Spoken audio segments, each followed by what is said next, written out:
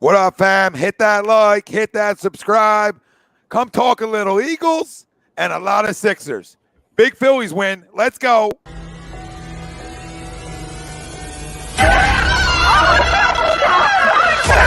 Let's go.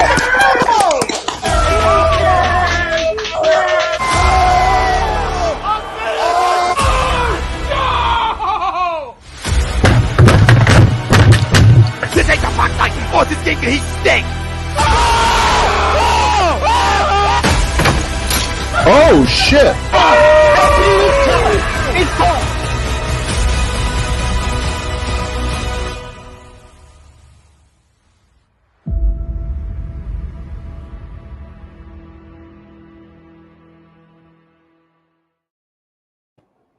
Morey here. You're listening to A2D Radio, real sports talk radio for the fans, by the fans, no agenda. These guys are the best in the business. Hashtag it. No notes.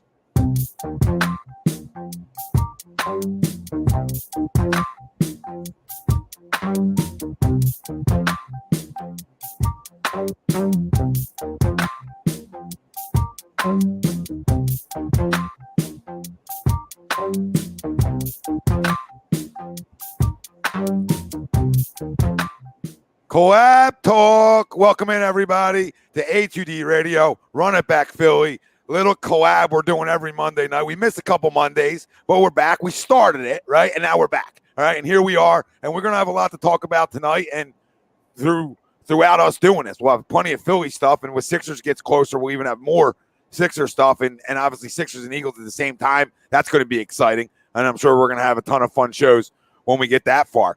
Tonight, we have, like always, DJ Eastwood, Run It Back Philly, Ryan Brodo, A2D Radio, Tom Arnone, A2D Radio, the family out there. Welcome in. Let's talk about it. Eagles. I don't know why that just happened. This is thumbs up today.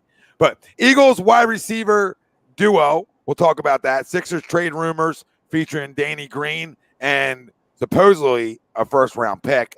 You know, I think the cap money for that is you have to get somebody back around $12 million. So that's not really anything to be excited about. You would probably have to throw Furkan in there, get closer to $17 million to sort of be able to get a player back that can bring you something. So we'll talk about that trade.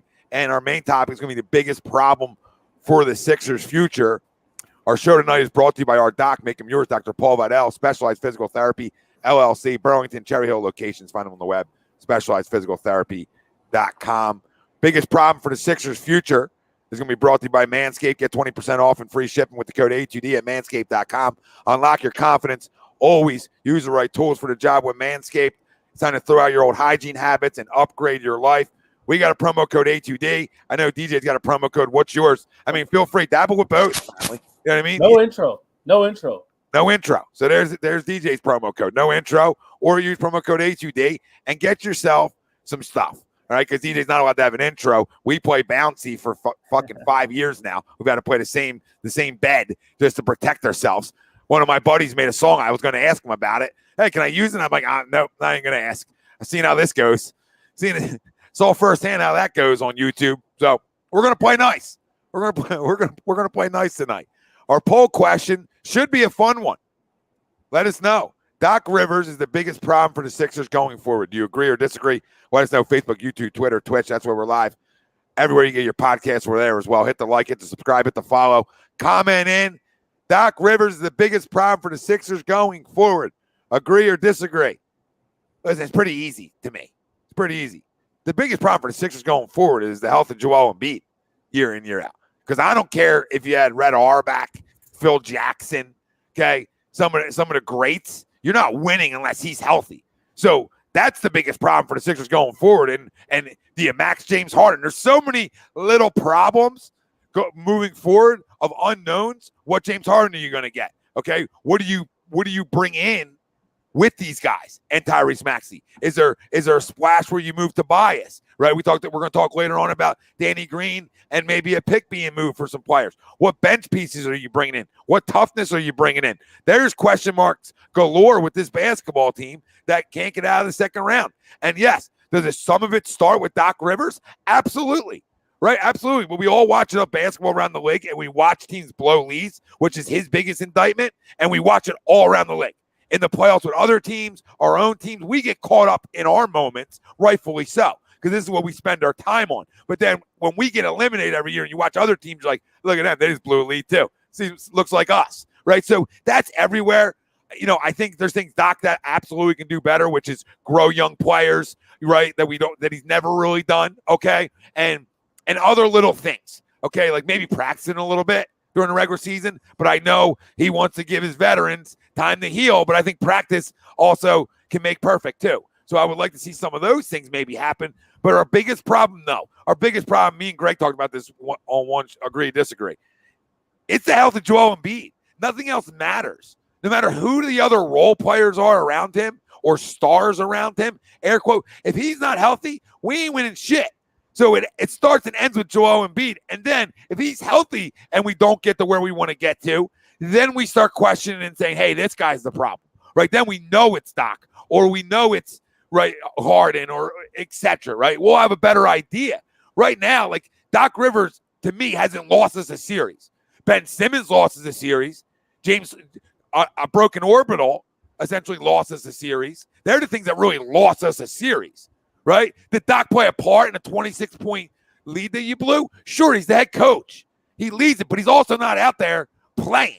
I'm the biggest advocate of this. Like, our new voice is cool. Yeah, we begged for a guy that had accountability after Brett Brown. We were begging, like yelling. Can we get one guy in here that holds people accountable? And we actually did with him and Sam. Like, they're going to hold guys accountable, right?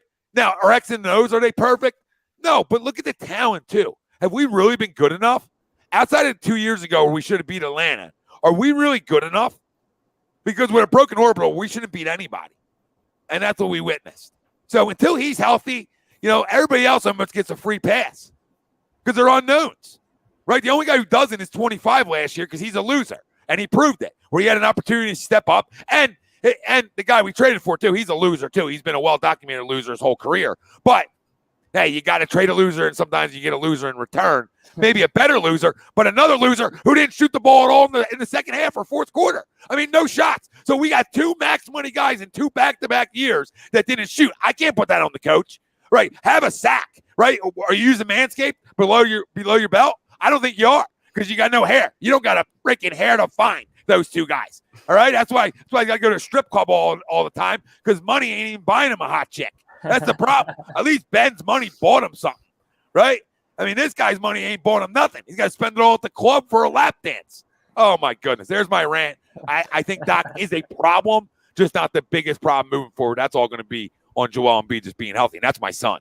So, me saying that, take it for what it is. Man. A little random James Harden dig. I wasn't ready for it, man. I wasn't ready. I think I'm having an echo, though. You guys hearing an echo? No, you're good. Not man. from you. Yeah, you're good. Oh, okay. All right, cool. Yeah, I'm on the laptop because the PC updated to Windows 11 and now nothing's working right. So here I am on the laptop. I'm gonna agree to the poll that Doc Rivers is the biggest Sixers problem. It is. I'm not gonna say it's not close because sadly, 19,000 years into the process, the Sixers still have a lot of problems, a lot of holes. But if I ask myself, if Joel Embiid was healthy last season, do we win an NBA championship? I still think the answer is no. I think you have to have not necessarily a very deep team in the playoffs, but you have to have good, solid role players. And yeah, that's a roster. But also, I just see so many NBA teams that have young players step up night in and night out because the coach gives them a chance, is focused on developing those players throughout the course of a season, especially in the second half of a season when you already know you're in the playoffs, whether it's a first seed, the fifth seed, or whatever it is. They spend those months, November, December, trying to figure out what if somebody goes down for 3 games in a playoff series, do we have a backup center? Do we have a guy? Do we have this? Do we have that? And this dude just refused and refused and refused and refused until basically the beat reporters and fan base told him he's wrong. He had to find out the hard way that he was wrong. And then once he was proven wrong, he was angry about it. And, we're not going to go on a Paul Reed victory tour. He wasn't even, nice to the guy that had a good game that finally got to play. There's just so many things this guy does wrong. And he won one ring with Boston with 4 Hall of Famers. And Daryl Morey's not delivering 4 Hall of Famers anytime soon. So I just don't see it with Doc Rivers. The team that he won the ring with ended up trading him. And the rumors that go way back then have to do with, Danny Ainge and the guys wanting to go a little bit more analytical and Doc refusing to even acknowledge it. And they have disagreements. They traded the guy. The Clippers fired the guy. Here we are because he was a big name, and our owners don't know anything about what they're doing. They just heard Doc Rivers is available, top 15 coach of all time. I just think he's way worse than I ever could have imagined him being in the Sixers organization. I don't see anything. I don't see it coming up. I don't see him looking in a mirror and saying, I need to change this, or this. I just don't see it going well. He's been fighting the fan base for 2 years now. He's been fighting the reporters for 2 years now. I don't think you're going anywhere by coming back with Doc Rivers. The reason he's coming back is because Josh Harris owes him money for 3 more years, and he's not going to budge on 10 cents because he's trying to buy, the Denver Broncos or whatever else. These guys has an obsession with buying sports teams. I don't know. I guess if I had that much money and was bored in my mansion in Miami, I'd probably be like, hey, I guess I'm going to go try buy another sports team. But no, I think there's a lot of problems, but I honestly do think Doc Rivers is the biggest problem because the people talk about the issues with this team, and a lot of people, the first thing they say is the culture, or you need a winning culture, or you need. I don't think there's a coincidence that you can lead the league in the worst transition defense in the league, the worst rebounding team in the league, and then the second round of the playoffs, the guy's begging his team to show effort. To me, that's slapping yourself in the face, because how did you go the whole season and your guys aren't even showing you effort in the second round? I don't think there's anything good coming from Doc Rivers leading the basketball team at this point, and I think he's the biggest problem. Yeah, listen, he's got a lot of great points, right? He's definitely an issue. What I'll say is that the roster put together for him is average. It's average. You know what I mean? And when you lose your best player, it's going to make you look bad too. So, we talk about him developing young players. Well, I mean, Tyrese Maxey's pretty good. So if we're going to dog him for the guys he hasn't developed, I got to give him credit for one he did, right? Because Tyrese Maxey can't get all the credit himself. Then if this is how that agenda is going to go, because the way I look at it is at this level, develop your goddamn self. And that's what Tyrese does. And that's what players who want to be good do. I mean, Paul Reed, to me, is a dog on a hardwood floor. Is there room for a guy like that? Yeah, if you're not getting 5,000, 12 minutes, I would love to play you because that energy matters at the NBA level. But the biggest concern Doc had with him showed its face in big minutes. Now, should he wait it all year to play him in big minutes? Absolutely not then. If you feel like this is a guy you're going to use. Now, one last thing, and then Rye, go. The problem is when you shake up rosters in the middle of the season, nobody's winning shit. There isn't a coach around that's winning an NBA title when you shake up midseason. Never has happened, never will happen, not in the NBA. It's very hard to do. So that's where the only asterisk I give him this year is, hey, you got a brand new roster where now you got to figure out who's your backup 5 going to be, right? When you trade Andre, who's going to be your other guard that plays instead of Seth. Or Seth, sorry, yeah. I wish it was Seth. But, right, so long story short, they're the things that, I can't fully put on him, right? Let's see, air quote, run it back with some things, and then you can maybe sort of see, okay, this is an issue. I do love the one thing you said, though, that he poo-poos analytics. I absolutely love that.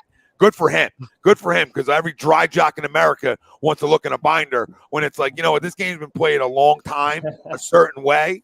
And like I said, the only bailout he gets this year is you don't have your best player, arguably the best player in the NBA, healthy. I can't expect you to right. You're going to beat that team. I agree. I agree with the analytics part to an extent. I call myself eye test Eastwood. I'm almost anti analytics. But when it's glaringly obvious, when you're the worst rebounding team in the league, you're getting decimated, whatever the plus minus was, and then Paul Reed gets 5 rebounds in 4 minutes, and you don't play him again the next game. It's like, what's going on here? Our biggest issue is not being able to get the damn board. And here you go with Paul Millsap again, and here you go with DeAndre Jordan again.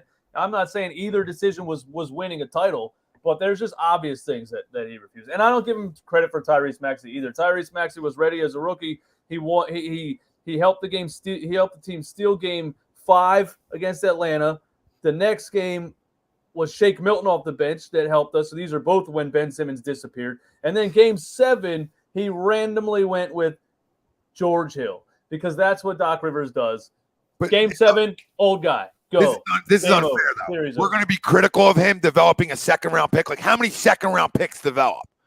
Like, in the NBA, like, how many? I mean, they're far and few between, though. There's guys who are good. Don't get me wrong. Just play the right guy. That's all. Just play the obvious guy. But to me, he's never going to be the right guy.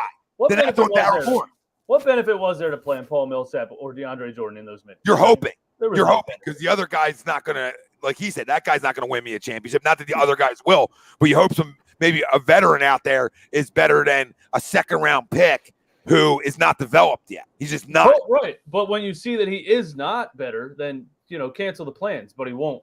Well, that's where the stubbornness comes in. That's where the Glenn Rivers.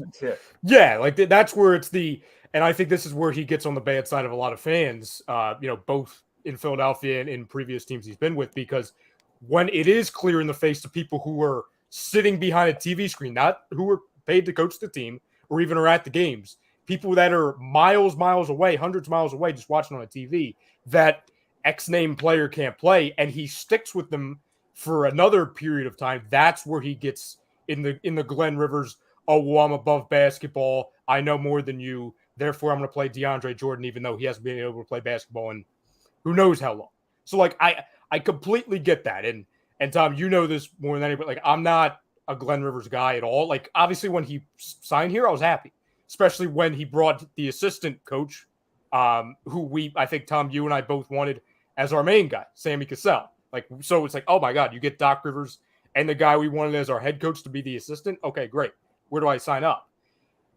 To me, and this is why I think it's a really, it's a tough poll question, because there's a lot of quote-unquote elephants in the room. Like, there's a lot of issues you could touch on. Tom, there's no disagreements. I don't think anybody could find any disagreements with what you said with Embiid's health. That's always been, and hopefully not for much longer, but it seems like it's always going to be the biggest elephant in the room as far as, whether he's playing a 40-plus point game and he falls down to the floor and we all hold our breath. It seems like that happens every 5 seconds. Or something does happen, or he goes through an entire season for the most part healthy like he did last year, but then something flukish and he gets elbowed in the face, and then all of a sudden he has an injury, and then it comes out he has like 2 hand injuries. It's like no matter what the situation or scenario or game plan to playing him or avoiding back-to-backs, it seems like you could just never avoid it. So completely agree. That's the biggest elephant in the room. But just for conversation's sake, I'll just go a completely different way. I'll disagree with the poll. And it's kind of what you guys both kind of touched on, the middle thing that I think you both agreed on, which is aside from your top 4, and sometimes your quote-unquote second star didn't know how to play basketball, so that was even worse. You were running out there. Like, I remember the conversations before the playoffs. Oh, do you have a big, like, how many players do you need? Do you need 7 reliable guys, 6, 8? We had like 4.5, sometimes 3.5. And I said it, the first time we did the show, and I'll repeat it until we finally find a situation where we can find somebody who can replace it. But our small forward position, whether it was Danny Green on one leg with a bad back or whatever, just because he's old, Matisse Thybulle, sometimes Furkan was playing the 3. I kid you not, it is one of, if not the most horrid small forward position on a championship contending team, which we hoped for, that I've seen in recent memory. Like, our small forward position didn't know how to play basketball, whoever it is. And like, I'll say that quietly for Matisse Thybulle, because I hope other teams don't realize he can't play basketball. And like, I would like a trade to happen involving him. But I look at, okay, once you get past 21-year-old Tyrese Maxey, who's awesome, but really we can't put a ton of pressure on him in a second year, even though he's done everything and more from what we've asked for him. Embiid. Tobias, who's kind of that very good role player type guy. He's going to give you some defense, but he's not really, you're not expecting him to go off for 35 plus points. And then Harden, who has a pulse, at least in the Sixers uniform, one out of every 5 games. It's kind of like, okay, once you get through that, Shake Milton, I like, but A, he's never healthy, and B, he's a streaky guy. He's a bench player. Furkan, no. Georges, I'm in worse shape than everybody in the NBA. Niang, like, you know what I'm saying? Like, George Niang was our 6th man, and he forgot how to play basketball in the last 2 months. Yeah, he was worn out. Yep. You just get exposed. Yeah, he just got exposed. So, like, my biggest concern, I think the biggest problem, and this is why, like, it sucks because of how the roster construction is and how it's not only top-heavy based off of talent, but it's also top-heavy based off of money, because you have, like, 4 or 5 guys that are making close to 30, and then the next highest-paid guy is Danny Green at 11. Or I'm sorry, he's not even at 11, he's at 10. So there's no middleman. So when you're trying to make, a move, or you're trying to, kind of even out your roster, the money, forget about talent. It's literally telling you have the most top-heavy roster you could possibly think of, especially when you have the other elephant in the room is the guy with bad knees and bad hamstring. Is he going to want $46 million? Like, that's the other thing. Oh, I mean, Daryl Morey should get fired on the spot if he gives them that money. Listen, my biggest issue too is you can add that loser into it too, because he's all fluff to me. Daryl's a big fluff guy. Like, oh, he's such a genius. Like, he'll make the right moves for us when we get him. When we when we brought him in, that was the big thing I heard about him. Where it's like he'll move and shake. He's good at putting a roster together. I mean, it's the same guy who had a roster of everybody under 6'7" starting. Same guy who tried reinventing basketball. So, miss me, Daryl. You can take a hike too. You can bye, Daryl. It's been real. Well, and the other thing I was thinking of too, and honestly, it goes back to the small back. Sorry. Oh no, I'm not there. I won't go there. I'll go hinky, where we're trading people every 5 seconds. I like that. But like, when you think about it, and correct me if I'm wrong, guys, like, the most athletic. And I understand, like, that's like an overused term, because really, like, if you can't play basketball, who cares if you're athletic? But it matters in, like, you talk about transition defense, rebounding, et cetera, et cetera. Yeah. The most athletic guy on our roster this season was Matisse Thybulle, who sucks. Like, who else got above the rim? Yeah, 6'2" Tyrese Maxey. No, when you're best athletes, you're 7'1" guy. You might want to look in the mirror. And we don't want him jumping, and we get scared when he jumps. We'd rather stay on your feet, buddy. Stay on your feet. But like, everything you said's right. Everything DJ said, I agree with too. Like, this isn't a Doc Rivers pass show. You know what I mean? Like, I got eyes, right? I got eyes, and I have issues with you. But until my star gives me a full run, I don't know who I am, because maybe I can win, but I've never had the opportunity to. And you know what? Brett Brown was a lame duck here, in my opinion, too. He just was here for so long. This wasn't Brett Brown's fault. We traded for that squad mid-season, essentially. We got Jimmy in November and then Tobias. Come on, they get to Game 7 against the NBA champions. It's pretty remarkable. So, listen, I was right there with saying, hey, time to go, Brett. I've had, you've been here long enough. But in reality, Ryan remembers, I defended the guy. Like, we're going to blame this on him? Like, you see what he's dealing with? He's dealing with a point guard who doesn't shoot. So, like, as much as I would love to be like, hey, it's all on you, Brett, it's on nobody until that guy decides to shoot, which he never did. So where I give Doc Rivers a ton of credit for, and Daryl Morey, is having a sack and using Manscaped products and saying, you know what? It's time to go, right? It's time to go. That's the one thing I will give Daryl Morey and Doc Rivers credit for, and Elton Brand, that you're able to rip the damn Band-Aid off, because that's what it was. Nobody wanted to rip it off because they were so effing scared. What happens if he becomes generational? I would have rather have Markelle Fultz right now over Ben Simmons. Like, you could have told me, Tom, I'll trade Ben Simmons for Markelle Fultz. I said, yeah, I'll take Markelle in. Joel likes him. I mean, that's how much we were all out on that guy. And I'm not in on Markelle. One of them's wait. Do you think Doc Rivers was out on Ben Simmons? I think last year he defended it because he has to, okay? Because you can't publicly scrutinize it, right? You can't publicly say it. Let Joel say it, right? Which he did. He can't publicly do it, but I absolutely believe that he was a part of saying, you know what? What are we doing here? Let's make the move. Like, I think the one thing I'll give Daryl and Doc credit for, the two things is I think they do communicate well with each other. I think all three parties in-house here make decisions together. Just hasn't worked because there's no toughness, right? We talked about it on last night's show. Where's a Morris twin, right? Where's somebody that brings you some sort of toughness? And then, as Ryan alluded to, where are your athletes? I don't know how I feel about Daryl Morey. Like when he came in, there were so many problems with the Al Horford contract and things like that, and it felt like day one, bam, flipped Al Horford in a first, got rid of the contract, got Danny Green in at $10 million a year, and he was still shooting 40% from three. And it was just like, it looked like he did magic. And then the Ben Simmons debacle, he just had some comments, especially on the radio. There was an interview on 97.5 that really blew me away where he said something like, you guys the fans just want me to trade him for some random players. And we were like, no, not random players, like mid to upper level NBA players. Like, we know you're not getting a superstar for him, but I started to feel like, okay, these people are the people that are saying he's obsessed with big names are sounding right now because he ignored all of the possible, keep Seth Drummond, the first round picks and everything, and just trade Ben for Halliburton and somebody else or whatever the packages were. He ignored all of that. And he went all in on James Harden, and it's 32-year-old James Harden. It's so much more of a risk.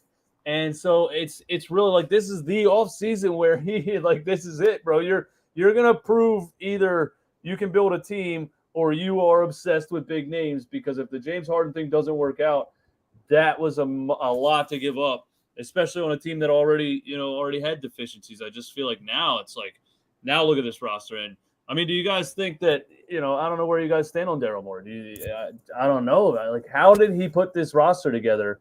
And we only figured it out kind of in the playoffs. Like, wait a minute. Nobody can jump over a pencil. Nobody can run an 8-second 40. Where? How did this happen? Well, to me, DJ, and I completely agree with what you're saying, and Tom knows this, like, I'm a Daryl guy. Like, you see on the board behind me, like, when he came in, I'm like, that guy will make a trade.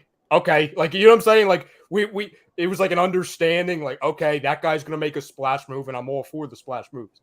I think even bigger than that, right? Like, I think the understanding was he'll put together a championship roster. Urgency. You know what I'm saying? Like, it might fall on its face, but enough with the Sixers, we're just going to sit back and wait for Ben Simmons to figure it out. And you know what I'm saying? Like, okay, if this doesn't work, it goes right back to what you talked about. Rip the Band-Aid off and move it and figure it out. The problem is, and listen, we were all prisoner of the moment, regardless of what team it involves, our own or any team. I think his biggest issue, right? And I see it with the two teams I'm seeing now where they've done the opposite of the Sixers. I looked at it last year, with the Suns and the Bucks. You can go, leaps and bounds. I think the NBA and really the Sixers are so infatuated with the names, right? Like the James Harden thing. Oh, you get James Harden here, and on paper, that's a guy who put up astronomical numbers in Houston, and in Brooklyn, he can at least be a facilitator who's going to average more than Ben Simmons, and he's going to score. So you just put that right in, and boom, it's like miracle. Sure, in theory, and you would think that would work, especially based off of how they can get to the line. Like, we all understood how it could work, but I think where he gets lost and why he's trying to win the trade. Biggest names doesn't always mean more than best fit. And this is why I argued with it, and we talked about it back before the Harden trade even happened. Like, a big reason why I wanted the Halliburton trade to happen, or variation of it. Like, I didn't want all the Tobias stuff going in where we're trading half the team. But we're getting a Barnes, a Halliburton, a very good player and some role players, not because Halliburton's better than Harden, not even because Halliburton's better than Simmons. One of them plays, so that helps, but it's because it fits, right? Like, we talk about with how this roster, other than 4 guys, it didn't fit. You had nobody who could rebound, nobody who was athletic, nobody who can get out in front, nobody who could really defend until Tobias had to play that role. It didn't. But even that comes up short, though. That's the problem. But even that roster comes up short. And what I mean by that is the elephant in the room. So the elephant in the room is the big man. So you could have Halliburton, Barnes, not knocking that trade. Just saying, you could have all them guys out there, whoop-de-doo. If he broke an orbital, we ain't winning shit. So that's the biggest problem. Like, we don't know if the Harden deal wasn't a good deal per se, right? Like, the other deals look better because you're deeper. Sure, I can't knock them when Harden's available. Like, for them to say, you know what, we got to go get this guy over Halliburton. I can't knock him for that. I cannot. Like, as much as I want to, because I think the guy's a little bit of a mutt. You have a top 75 player of all time, what we were told, right? And you pair that, a guard, with a great big man. Usually that has a recipe for success, right? Usually. Yeah. So, like, I can't even knock him for that deal as much as we don't know. Like, yeah, Harden looked bad, but we don't know if Joel was healthy, how that team does, though. We don't know if we beat Miami, and I'm not saying what ifs. I don't think we do, but maybe we do if we have the best player in the league healthy. So as much as, like, this deal might have been better, or this deal, I said the other night, like, you could have traded for Jaylen Brown, who I love, who I think is better than Jason Tatum, and you're not winning shit if the other guy's not healthy. So this is the biggest problem, and I can't believe I'm saying about my son, but if he gets hurt next year, guys, if he's hurt next year, I got to consider moving him. I have to consider moving him. Yeah, honestly, like this offseason is like I said this a lot, this analogy, like the process to me is like there was always a light at the end of the tunnel. It's like getting really close to realizing there's no light at the end of the tunnel. It's just a wall. I think this offseason is that wall. I don't see anything going past this if they can't figure it out next season, this upcoming season. You're right though, in terms of, like, that deal makes you deeper. That deal might not tickle your balls as much, but at the end of the day, you're still going to get to the finish line. In terms of, hey, you might have a better team. You don't need star power. Now, granted, the two teams that are playing right now, they have star power, right? I mean, one's homegrown, both are homegrown star powers. Yep. So that's the difference. Now, we essentially could have two homegrown star players in Tyrese Maxey and Joel Embiid. We have that ability this year, but again, is he going to be healthy? Well, and this is the thing I was going to say, and I completely agree with, we're in complete agreement with, you can't fault the Harden trade on paper. It had to happen, all the reasons, okay? That's why, like, I laugh when people are saying, oh, you want Simmons back? No, I'm good, actually. Like, I know how it ended, and I don't want him back, so thanks. Thanks for the question. Who said that? They punch himself square in the face. Like, that person should have squared himself up.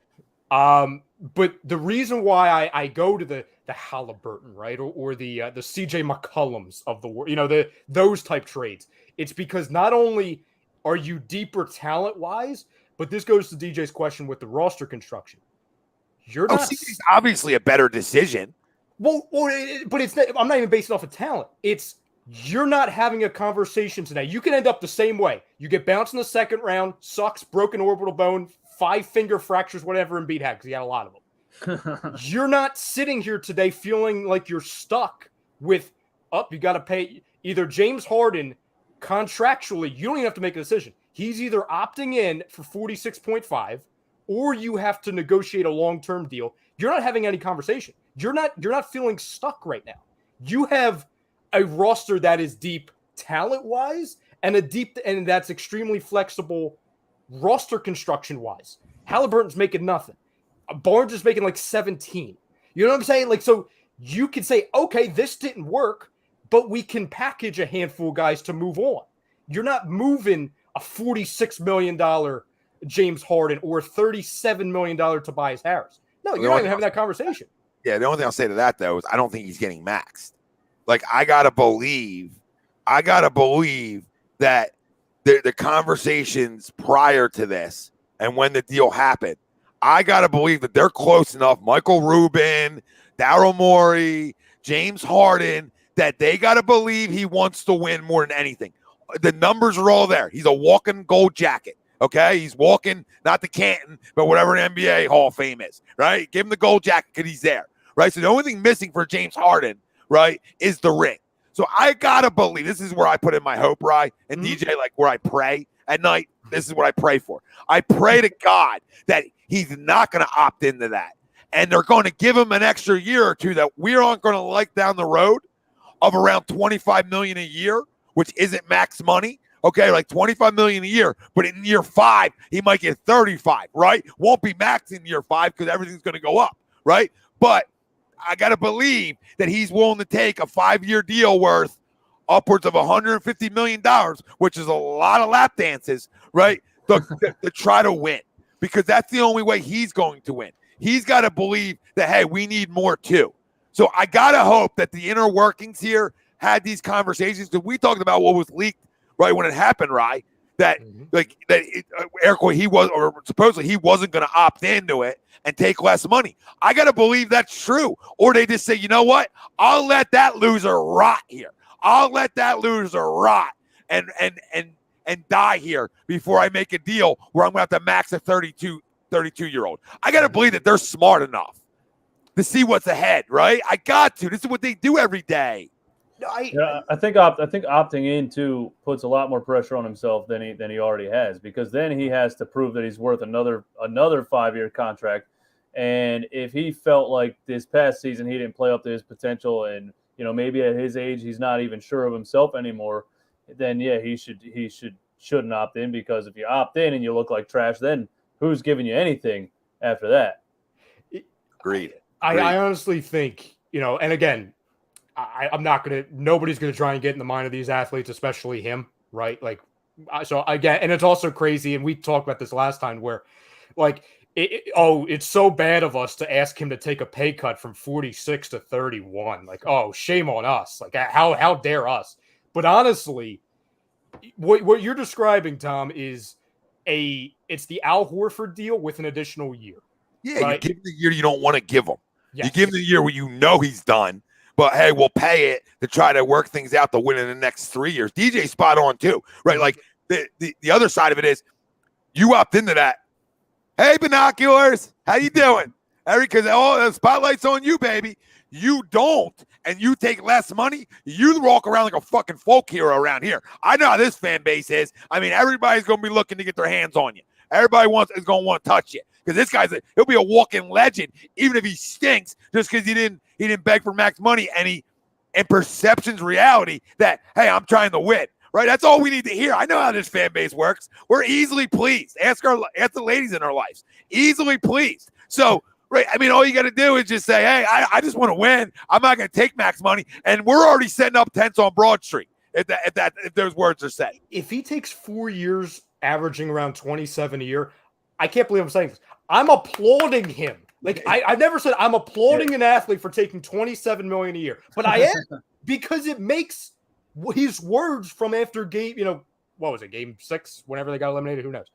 It was game 6, right? They didn't get to 7. Thank you. It's all game 6, yeah. I haven't gone back and watched it, so I don't. Would have been great lap dances. We went back home. We were supposed to win 6 and 7. And fair. That's gotcha. 6. But he said that he'll do whatever it takes to help the team. He'll be back, and he's going to do whatever it takes to win. Okay, you said that, not me, not DJ, not Tom, not the chat. So if that's true, you're going to come back 3 years, 4 years. Hey, we give you a 5 because we care, because Daryl's like your stepfather. Fine. But you're going to take around 27, 28, 29 million. Like that's the conversation. If you want longevity, that's what you're doing. Yeah. Because you don't have to trade Tobias. You don't have to trade Tobias if you do that. Well, I was just going to say that's good that you just said that. I was just going to say if he does take less money, but he's not, Houston Harden, which I don't expect him to ever be again, and he's just more of a Brooklyn James Harden. Is that enough to beat these teams that we're watching on the TV right now? You know what I mean? Because I feel like if he's not going to be a number 2, like one-on-one scoring star, who's the guy then? Is it Maxey? Is it Tobias? Is it? I don't know if I feel like that's that strong. Tyrese improved a lot in one offseason. I still think it's a lot for him to get to that level at 23 years old. Yeah, we got to hope he becomes an all-star quick, right? Because we have the one guy that we believe in can hang with these teams, right? That are the last team standing. We got one guy that we know can and is going to bring it nightly, right? We know Tobias is going to be a great defender because I think he really is. I think he's turned himself into one. Inconsistent offensively, but we live with that, right? But Tyrese Maxey, to your point, we know what James is going to be. He's going to be more Brooklyn Harden, but I still think he's a guy who can give you 22, 24 a night, right? And we saw he's a great distributor. He is. And we're not crowning distribution here, right? Because we had a great distributor, air quote, but he's better distributor than Ben is. And the fact that he can shoot, it's still, you got to respect it. Even at 32 or 33 years old, you still got to close out on the guy. So all that being said, it's really going to be on, how much better can Maxey get? And me and Ryan were talking about this, and we might have talked about it on the first show we did. But I think he jumps up to a 22, 24 point a night guy. I just think he does because he's never not working. Yeah, you're right. He's never not working. And does that make him an all-star? Pretty close. You're at least in the Tobias Harris range from a couple years ago where you're in the conversation.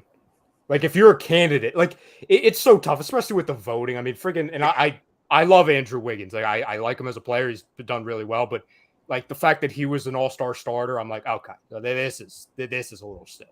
Yeah, the only reason I give Andrew Wiggins an all-star nod is because I think he, credit to him, I think he really bought in, right? And it's hard for guys like that buy in all the time. And I think he truly bought in to a system and a culture, and kudos to Andrew Wiggins for that. We were winless for Wiggins here for a while, and he's turned himself into a great defender. He's arguably one of the better wing defenders in basketball. Him and Klay Thompson are lights out on the wing together. So, I mean, he's turned himself into a complete basketball player. He had 16 rebounds the other night in a game. I mean, that just shows me you're hungry to do some of the dirty stuff that it takes to win. And they're the things we're missing, right? Where you talked about, right? Look at their wing defenders, right? We're just talking about Golden State. We're not even going to talk about how good, the Celtics wing defense is. We're talking about Golden State. Klay, Wiggins, okay? And let me make something clear. Steph Curry, come playoff time, is a great defender that nobody talks about. He is a great defender just because he's small. He is up in you. He makes you work. So he's active. That's why these teams are standing. They're great offensively, but they play both ways. And then you look at the other team, defensive player of the year, and Jaylen Brown's an elite perimeter defender. Jason Tatum is like lukewarm defensively. He's not bad. He's not a mutt, but he's not as good, obviously, as the other two. But his length and his athleticism make him a good defender per se, right? So I'm a Jason Tatum little hater here. I just got we got a little hate hat on. Everybody's like, whoa, could I have Tatum? I didn't even want Tatum. I would have had Brown the next year. I hate. So, were you guys as surprised as me when you saw this? I just read RB Philadelphia sports fan comment. Were you guys as surprised as me to see Danny Green's name come up on it looks like the Sixers are rumored to be trying to trade Danny Green and the number 23 pick because people are telling me expiring contract or it makes the money work or something like that. But I would feel like there's got to be other options in the NBA than trading for Danny Green, unless you want that 23rd pick so bad and he's just attached to it, right? Like 36 years old with a torn ACL, he's not even going to play next season probably. OKC, DJ, what other teams can we look at that would be in for the expiring deal and, they're not looking to win, right? They're just looking at their picks. The Magic.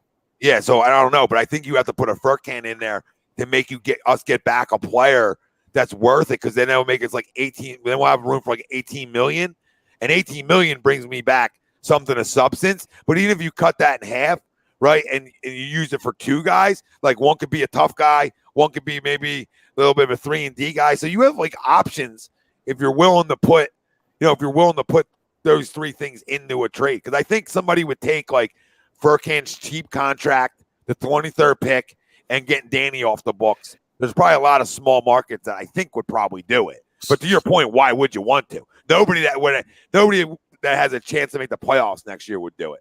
So to both of your points, and I have some names which I'll get to in a second. This is Tom's favorite time of the year. This is the trade machine. Trade machine talk. Let's go. I love a good trade machine.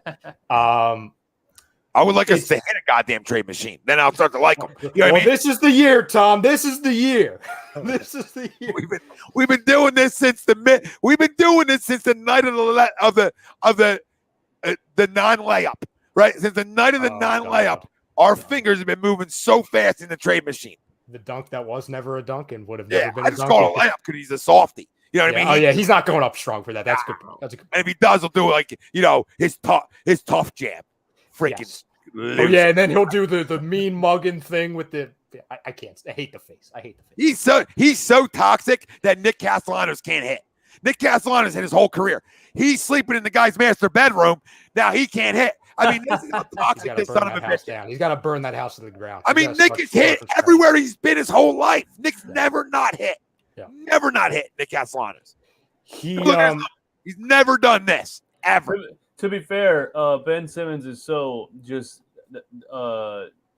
what word do I want to use? He lost like $6 million on that house. So Castellanos got a great deal. Good. The only guy in a great market to lose money. You know what I mean? It's a market to sell your house, and this guy loses money. You're just you define us. I can say so many inappropriate things about that guy. The biggest pussycat in the history of pussycats. The Kevin O'Connor report, which came out, that was the Danny Green thing. Who the hell's Kevin O'Connor?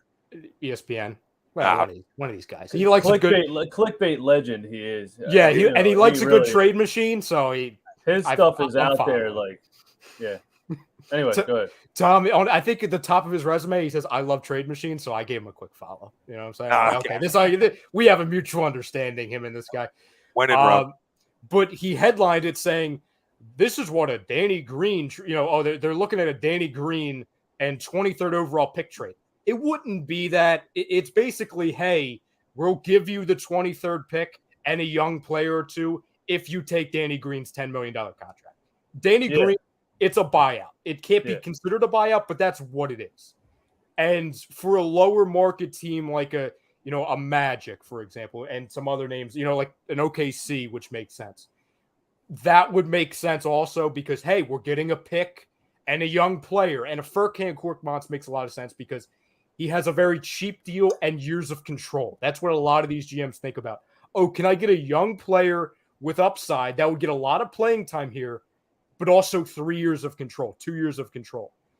That's, I think, really important. And also, like, there's another couple things too, and that is, what are you getting back in return? Because I agree, like, you're not getting a headline star for, a Danny Green headline package, but if you put in a Furkan and a 23rd overall pick, or a Jaden Springer, who, Tom, you and I can go back to draft night. I didn't like the pick, mostly because it wasn't Cam Thomas, that we were broken hearts because he got taken the pick before that.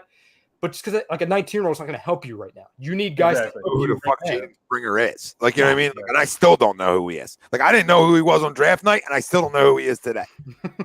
Well, it was an odd pick for me, honestly, with Daryl Morey. The year before, I thought it was a great draft, and I just it was really high for a player like Jaden Springer. It was really high. It was a developmental pick. It's like, here's a 19-year-old that could be good in 4 years, that could be a good defender. Oh my God, who just made that shot? Poole. Good God.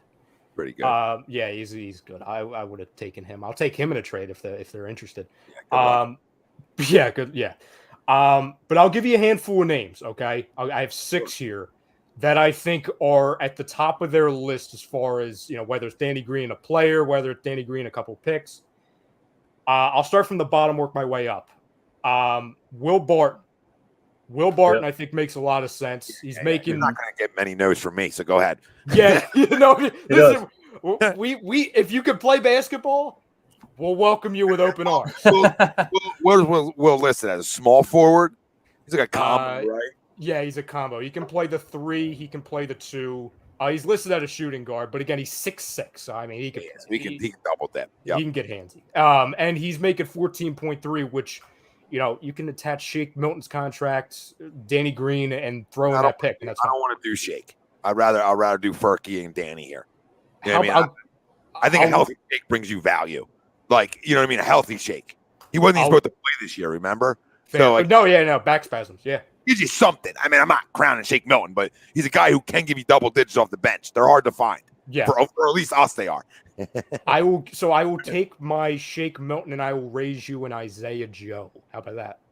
Isaiah Joe? Isaiah Joe could have left years ago.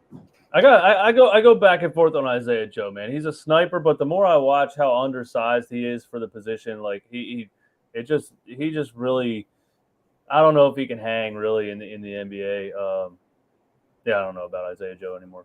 Well, I think beside both of your points, Doc Rivers is never going to play him. When you talk about never playing like some of the other guys, he's never playing that guy, which is a shame because I think he has some talent. The next name, Kobe White. The Bulls are, by all reports, are desperate to trade him. Yeah, I would have blown somebody for White, 2 years ago. So I mean, I would have got a lot of turbulence on that plane. It would have been like Spirit Airlines. My head would have went right down somebody's lap by accident. So I've always been a fan of him. I think he sort of became a for some reason an odd man out in Chicago when I'll make the argument that I like him better than Levine. And people will laugh at me, and I don't care. Levine's a volume guy to me. Kobe's always been good. Now, is he going to make us a championship team? No, but he makes it a lot better. Well, I think the thing with, before you go, DJ, is that it's what screwed Kobe White's future there is the additions of Lonzo and Caruso. It's like they have too many guys. They have too many guys at that position. Yeah, and him and Levine didn't work together. Sorry. Go ahead, DJ. No. Yeah, they didn't work together. No, I like Kobe White. I mean, like you said, if you can play basketball, we'll welcome you. Yeah, I would love a Kobe White a trade. Zach LaVine, I think has been kind of overrated his whole career. Like I think he's good. I just don't think he's a star that everyone kind of thinks he is because he can do a 360 windmill through the legs from the foul line.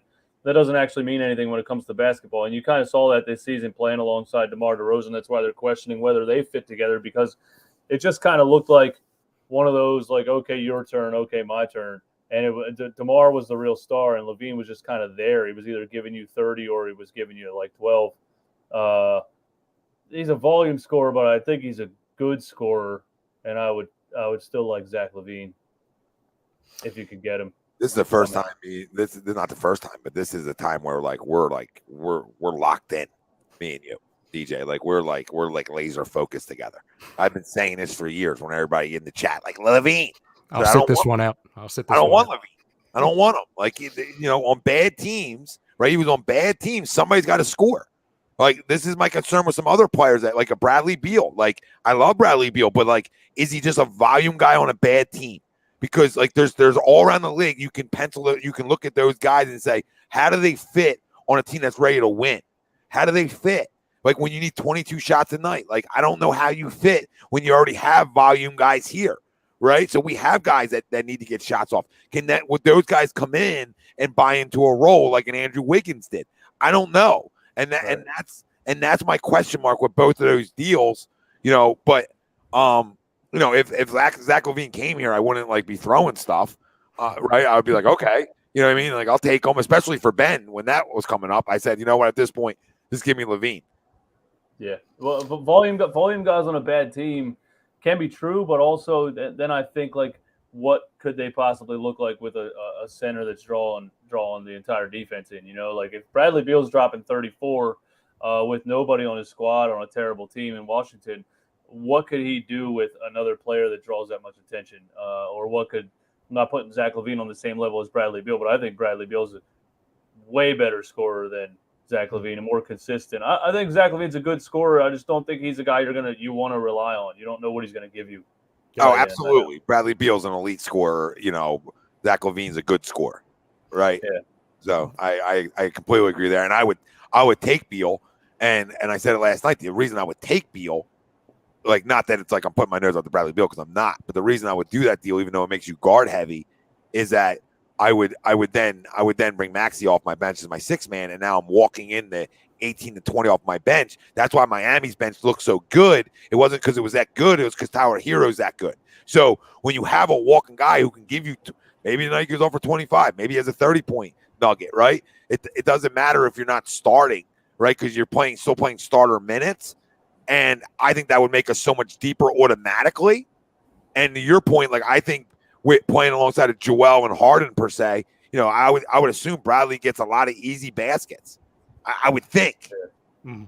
I would love for Maxey to be a sixth man. I think that would be so lethal, and I also think that would help him too because even though he's developing fast, I just think it's you get to let him have a couple years still where you can just come off the bench and get buckets and let your game grow and there's not a whole bunch of pressure on you. And a lot of people are like, no, don't bench Maxey, don't bench Maxey. You know how Philly fans are. They're so obsessed with a guy and they want him to be a superstar this season or whatever. I think that would be amazing. And he would just come off the bench and he's a starting level scorer. And coming off the bench would be great for us. If he followed in the footsteps for a couple years, if he followed in the footsteps of a Jordan Clarkson, who's done pretty well for himself as a sixth man, Tyler Hero, I think that's a really good situation to have because get you paid too. Well, yeah, right. You're not going to get paid because you're if you're winning sixth man of the year, or you're in that running. and your numbers are legit, you're going to get paid, just like Hero did, just like Clarkson did. The next name, and Tom, I think you and I have been talking about this guy, trying to get him on the Sixers since, God, way before the dunk that wasn't a dunk, or the layup that wasn't a layup. Terrence Ross. Listen, I like Terrence Ross. I don't know if he'll guard a parked car, but I like his ability to shoot the three for sure, and his ability just length, right? Athleticism. I don't know if he's as good an athlete as he was when we were talking about him every year, but definitely, that's the guy you should have got. I can't even do this. That's the guy you should have got from Markelle Fultz, but you settle for a guy who's playing in China. Like, it's amazing. Like, John Simmons. We trade the number 1 overall pick for a guy who absolutely stinks. Like, that was the most egregious trade in Sixers history, really, because how do I not get DJ Augustine, Terrence Ross, Evan Fournier? How do I not get those types of names back? Not crowning any of those names, but at least all three are still playing in the league. The only silver lining to that trade, aside from the fact that Jonathan Simmons is one of the worst basketball players I've ever seen walk the face of the earth, you did get the draft pick that was eventually Tyrese Maxey. True.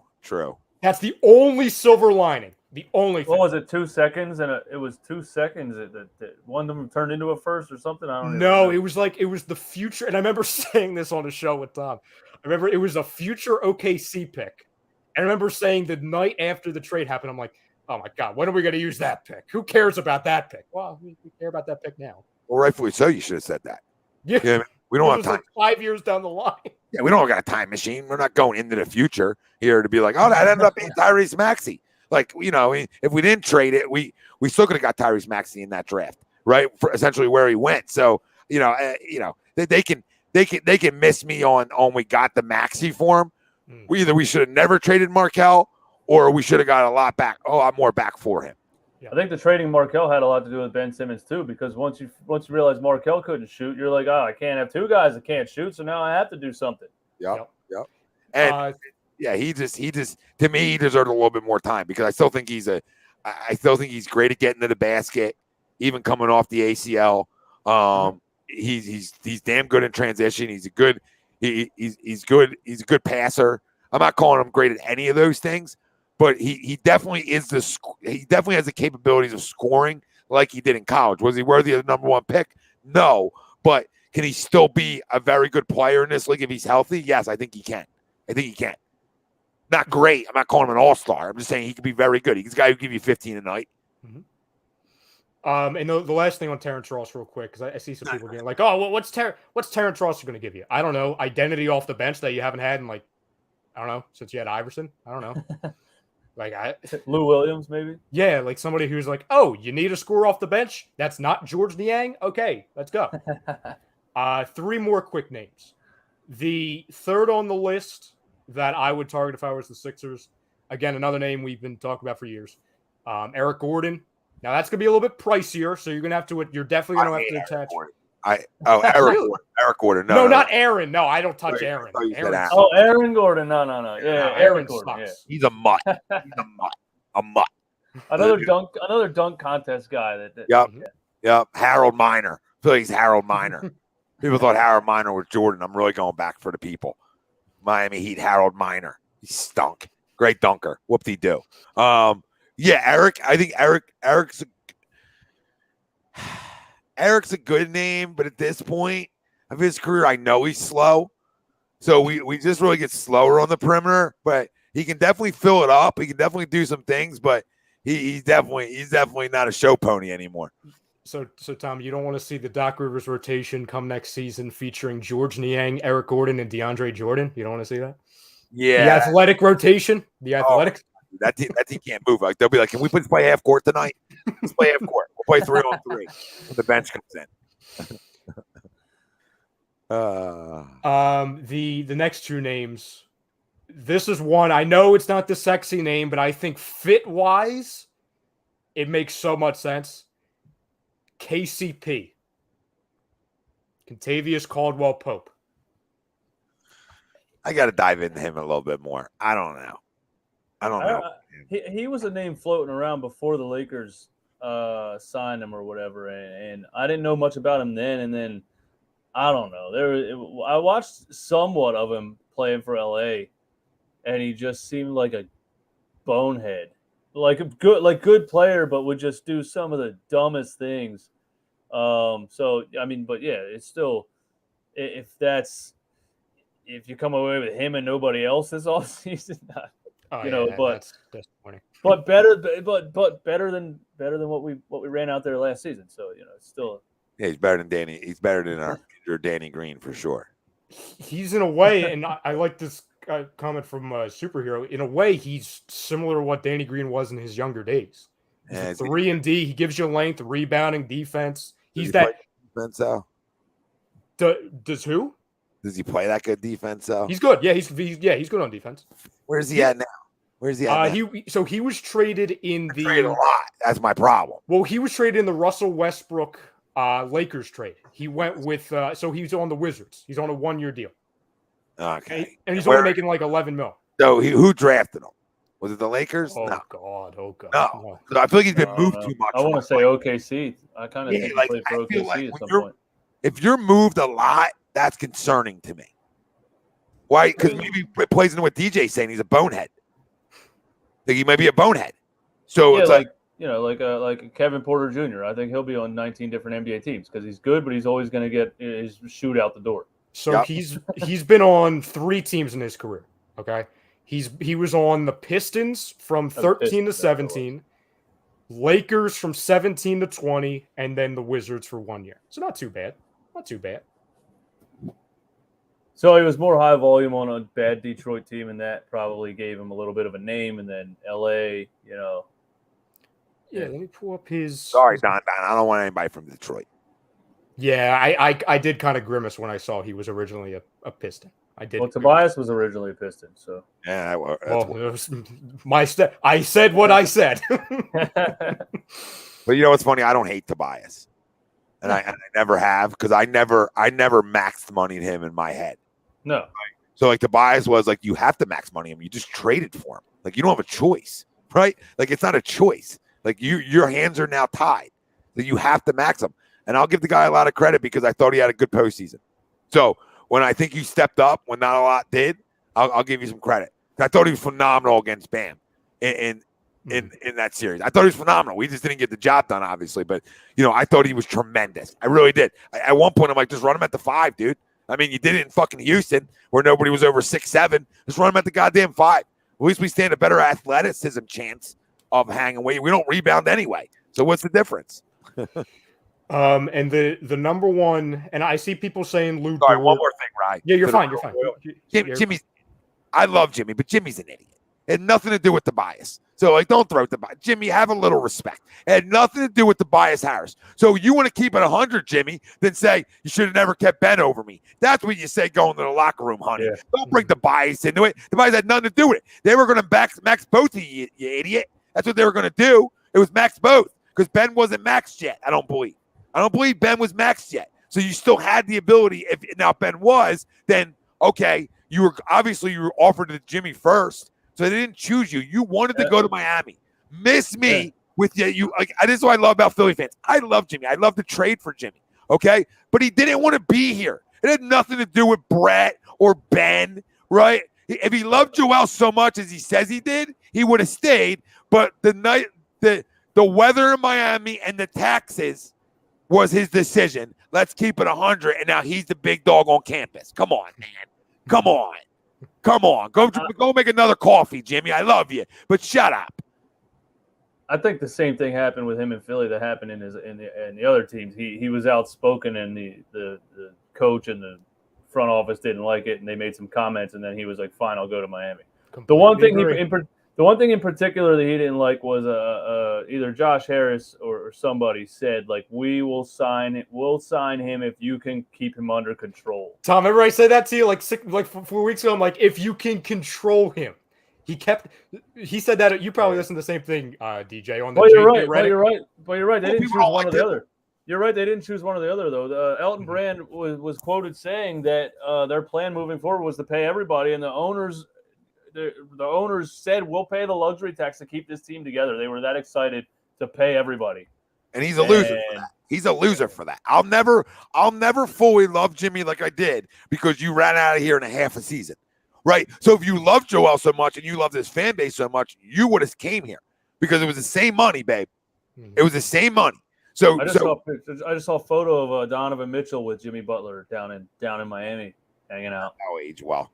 Donovan will shoot him out of 40 games. The number one real quick about the control. Yeah, he's a pit bull, and not a lot of people like pit bulls. I own 2 of them, so I enjoy a good pit bull walking around. Right, a lot of guys can't handle it. All right, bravado. They tried to do it with Joel, and finally he just does what he wants to do. Right, you're not going to control me. Like let guys have the bravado that makes them the player they are. Right, and I stand by this. I'll never take away a guy's bravado if he plays at a certain level. Right, like I want you to do what got you here. And if talking a little shit, right?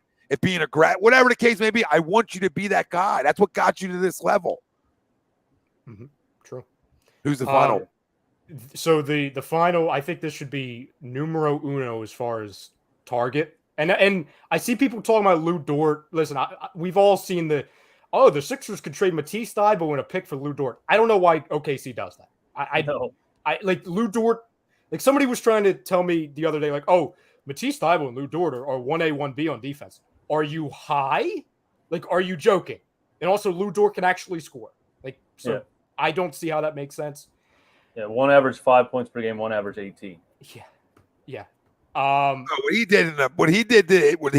Matisse Thybulle did to his basketball team in the postseason is a crock of shit. I don't care what your beliefs are. Your whole roster did it. So, I mean, come on, dude. Like, be a teammate then. At some point, I don't care what people do outside of outside of that world. Like, your decision is your decision. I'll never scrutinize people for whatever decision they want. That's what makes it a free country. But at the end of the day, you're getting paid a lot of money to be there for your goddamn teammates. And the fact that you can even sense that you might have to go to Toronto, I'm running.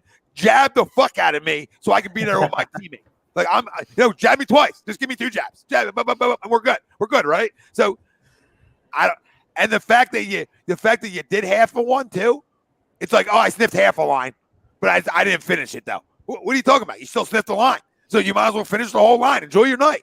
I mean, grow the freak up, Peter Pan. It was weird too. It was weird. His explanation was weird too. I don't want to say weird. I don't want to be that judgmental about his upbringing, but it was about he came up in a holistic household and like all this stuff about natural medicine and stuff. And he like, well, then why'd you take the first shot then? That doesn't make any sense. You know what natural medicine did? It made everybody die by the age of 45.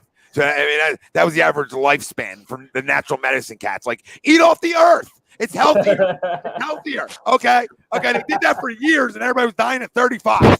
So, maybe some doctors you can trust. I love those people. So, in this situation, Matisse, there's a lot of high-paid doctors around you that are pretty smart. They can tell you, hey, dude, you're gonna be okay if you get the shots that you play in Toronto. It's not gonna kill you tomorrow. You'll be all right. You already got half of one.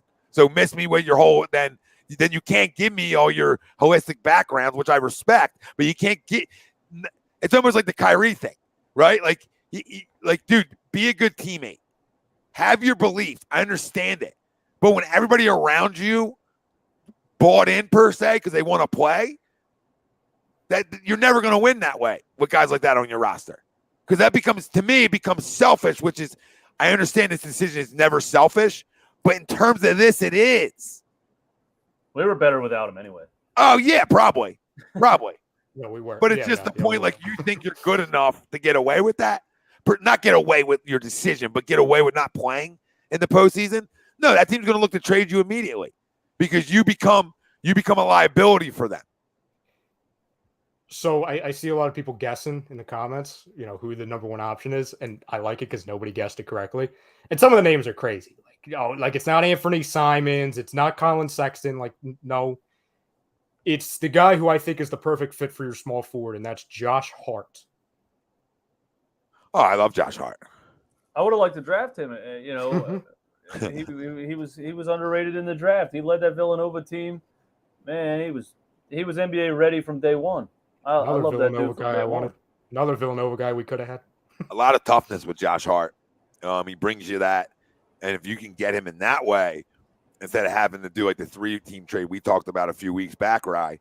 Where you got to get a bunch of teams involved for Tobias, right? To get like Barnes, him, and I think it was Eric Gordon. No, not Eric Gordon. It was Eric Bledsoe. That doesn't do it as much for me. But if I can get Josh Hart by just giving up that, sign me up. Are we talking about Danny Green in the 23 pick? I'll pull it up, DJ. I have it. I have it in front of me. Just give me a feel. Is that what yeah, it's probably close to that. Listen, are we all in agreement that they basically have to trade? Technically, they can't trade the pick, but they agree with the team that we're going to draft the player that you want at 23 and trade you the player. That's what they have to do. But we're all in agreement. You don't want them to draft a 20-year-old college kid, right? That doesn't make sense for the timeline here. The only thing I would let them draft if they're drafting a senior. Like if they're drafting a guy who played 4 years of college basketball, that in my opinion then is ready, then is going to be most likely NBA ready to at least contribute to you, right? Josh Hart.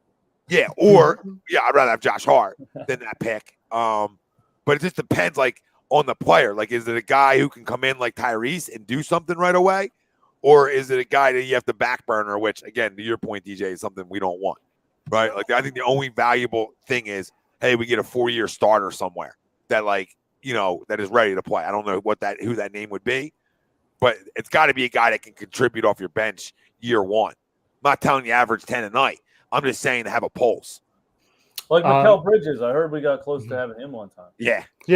Sounds familiar. Yeah, it sounds familiar, that name. First Sun trade in NBA history. Unless it's EJ Liddell, I completely agree with you, DJ. Like, and that guy's a 3. You're that big on EJ Liddell? No. I'm saying, like, that's the one guy I would, like, if they took him, I'm okay with it. Like, if he's on the board, you're that big on EJ Liddell. You think he'd contribute right away? Yeah, of the people who I think are going to be there, yeah, I do. Like, there was a name I saw on one of these, Twitter pages, like a long-term, like, high upside guy that he's falling. He was originally ranked at 11. It's like we did that with Jaden Springer. Like, I'm not doing another like 19, 20-year-old thing. I'm not doing this. The only reason I wouldn't like hate it is like the selfish way of down the line where you have a young player in Tyrese. If you hit on another pick in the first round, now you have a little bit of a young nucleus that can play, right? So, like it's got to be a hit, right? But we know Josh Hart is a damn good player, so give me Josh Hart over that pick every day. Yeah, true. I'm with that. I'm with the Josh Hart. So I think I can agree. That's probably up there for what the best you could do. Yeah, I mean, imagine a starting 5, because if you get him, you're not involving Tobias unless you really want to get handsy, which I'll read you that one in a second. But no, if I got Hart, I don't want to trade Tobias then, because I feel like my 5's really tough now. Like, it makes sense. The 5 actually makes sense. It's Harden, Maxey, Hart, Tobias, Embiid. And then you still have veteran minimum type of stuff. Yeah, you can bring in Andre Drummond, which talks about that between him and Doc. And then you flip Matisse and something for Kobe White, since the Bulls GM was paramount in drafting Matisse Thybulle here. So those are 2 separate trades. You tell me I can get Josh Hart and Kobe White by only trading Thybulle, a pick that was never ours, and Danny Green? Okay. You gave me some optimism, Ryan. You made me feel real good tonight, man. This is why I'm here. This is why I'm here. Sadly, this is going to come to fruition for us. No, this is all pipe dream. But this is what I'm saying. Like, this is why I was getting on my soapbox earlier. You don't need to do the splash. Those are 2 things that you never moved Tobias for. You didn't move Maxey. None of it. We got a fight going on here in this Warriors Celtics game right now. There's Warriors players over on the Celtics bench. And Draymond's in the middle of it. I love it. Bring back some old school NBA. Oh, here we go. So Draymond followed Tatum over to the Celtics bench. I love that.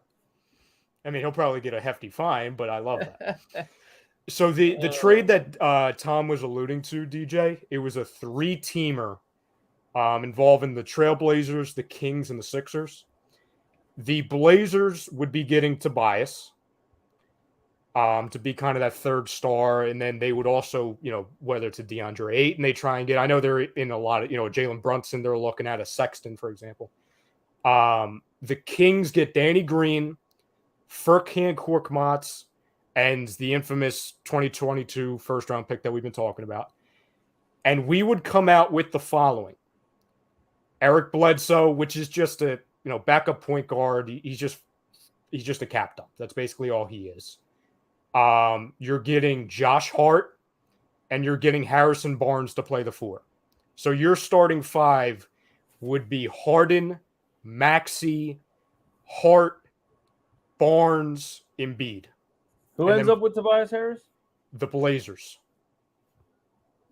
So the Blazers would be trading Eric Bledsoe and Josh Hart for Tobias Harris, which I think is a friggin' steal for them. Yeah, I think the other one's better for us, though. Like, I think the getting Hart for those players and just getting Hart makes us a better team than Hart and Barnes and having to move Tobias. Makes sense? Like, I think Tobias is better for us than Barnes is if you get Hart, right? It's like you got to get Hart, though. Yep. That's where I keep Tobias then, because I don't want to move Tobias to get Hart, because Bledsoe stinks. I mean, he used to be able to play a little bit. He stinks. So you're right. He's a cap dump. Barnes is good, and he gives you toughness, but Tobias gives me some toughness too. But Hart brings that toughness in my starting 5 that I'm sort of missing on the wing. So I'd rather do the one. I'd rather do the first one we talked about than train Tobias for those 3 guys, I think. And then real quick, I think it would it's a trade that I don't think any team's really getting fleeced, right? Because the Kings, they've been trying to trade Harrison Barnes for 3 years, ever since they got him, right? And this is another team they talk about years of control and all that. Harrison Barnes is on the final year of his contract. He's not re-signing that. So you're getting Danny Green, again, that's just a buyout, but you're getting the 2022 first rounder, which the Kings would want, and Furkan, who, we know he stinks, but that's a guy who can flat out shoot when he's hot, who will get a ton of time off the bench there, who has 2 years of control. And maybe that's, Thibault in there or something else. Jaden Springer, if they want Springer, fine. Can you say that one again? Who we'd be getting in that? We would be getting Eric Bledsoe, who's on a 1-year, $19.3 million deal. He'd come in and just play your backup point guard. Harrison Barnes, who would be coming in at 1 year, $18.3 million, and Josh Hart, who would be coming in at a 2-year, just under $13 million deal. And that's right. I don't know enough about Harrison Barnes, to be totally honest. I know he's a good stretch 4, and he got overrated because he played on the Warriors championship team, right? Then he got overpaid by Dallas, I think, like a massive contract, and then everybody's been trying to move him since then because he's not worth the money. I feel like that's the same situation as Tobias Harris, though. It's a worse defense, but better scoring Tobias Harris on a cheaper contract. That's the other thing, too. You're getting rid of a Tobias Harris contract that's getting more expensive, and you're trading. Go ahead, Tom. What lineup's better, though? The first one's better, with Hart and Tobias. Is Barnes a better 3-point shooter than Tobias and higher volume? I feel like he's higher volume, but he's definitely higher. I will tell you in a moment. That is a great question. So my problem with Tobias is he's always been right around 40%, but he shoots like 1.5 per game. So he always wants to play in the post too much for me to fit next to Embiid perfectly. Last year, DJ, he averaged Harrison Barnes, that is. He averaged just under 5 threes per game, and he shot just under 40%, 0.394. Yeah, I'm good. I'll pass. I'll take the bias over Harrison Barnes. Give me Josh Hart to play my small forward. 40% on 5 threes a game next to Embiid at the 4 position. Who's making $20 million less? Yeah, but he's also playing in no man's land. I mean, he's playing for the Kings. I mean, but he wouldn't be asked to do that. The fact that he's capable of doing that. Everything changes with expectations. Right? Jimmy Rodwell Harrison Barnes hasn't played a meaningful game since 2018. Yeah, it's Sacramento, Jimmy. I understand. Yeah, I just would rather have the first one because I'm still running it back, right? I keep saying this for DJ. I'm still running it back with some of the core to try to get that continuity, which is so important. I don't want to change up the whole thing because then that becomes hard to win again. So you got to keep some things here to be able. I don't know why everybody don't think Tobias is tough now. Like I know offensively in the paint he's a little soft, but defensively you can't say he's not tough. No, he played great defense this past season and in the postseason. He was arguably our best player. He played great defense, man. He really did. He impressed me a lot watching him one-on-one. He was arguably our best player in the Toronto series. He just bothers me sometimes where he doesn't naturally box out. I feel like he has to tell himself, all right, I'm going to go out and get some rebounds this game. I feel like he catches himself standing around giving up boards. Like there's games where he has 2 rebounds in 38 minutes. There's games where he has 15 rebounds. I feel like he has to remind himself to make that extra effort as far as like loose balls and rebounds and things like that. But I mean, I think we can all agree. And the sad thing is this is all dependent on what Harden does. The reason why I even brought up the trade that involved Tobias Harris is because if Mr. Harden opts in, that trade is going to have to be a conversation. Because then you're going to have to turn it. Jesus, Lord, Andrew Wiggins. Sorry. Yeah. I'll trade Tobias for him. Can I trade for Andrew Wiggins also? Yeah. Yeah. Just so James only has like 2 weeks to make that like decision, right? June 29th. Yeah. Yep. Oh, he's not going to opt into it. So no concerns here. But I'd like to bet on that. Like that he doesn't opt into that. I got to believe that he doesn't opt in. And I'm going to talk that into existence. But John Gotti, listen, if you could do this, I am 100. I'll take the laugh. I'll take the weirdness. I'll take everything that comes with the best two-way player in the NBA when he's healthy. Best two-way player in the league when he's healthy.